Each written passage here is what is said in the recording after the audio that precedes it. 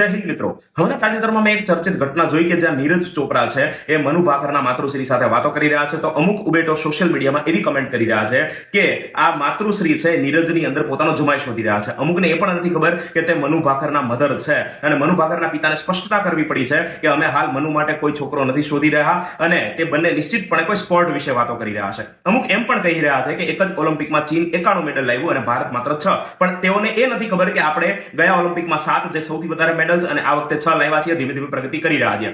આ જ લોકો પોતાના સરકારી સ્કૂલ કે આજુબાજુની કોઈ પણ સ્કૂલના ગ્રાઉન્ડની રિપોર્ટ નહીં બનાવી શકે, વિડીયો નહીં બનાવી શકે, કારણ કે ત્યાં તેઓને પડવાની ભીતિ છે. એવા ગ્રાઉન્ડ કે જ્યાં આપણા એથ્લીટનો પાયો નખાતો હોય છે નાનપણથી, એના વિશે વિડીયો નહીં બનાવે, પણ ગ્લોબલી આવી કમેન્ટ કરશે કારણ કે અહીં તેઓને જે છે કોઈ કહેવા વાળું નથી. જો ઓલિમ્પિકના એથ્લેટ્સને પણ આવું સાંભળવું પડતું હોય તો આપણા સંઘર્ષના સમયે તો આપણે આવું સાંભળવું જ પડશે. તો આવી ઉબેટોથી કે આવા લોકોથી જે છે ડર્યા વગર આપણા લક્ષ્ય ઉપર ધ્યાન કેન્દ્રિત રાખો. જય હિન્દ.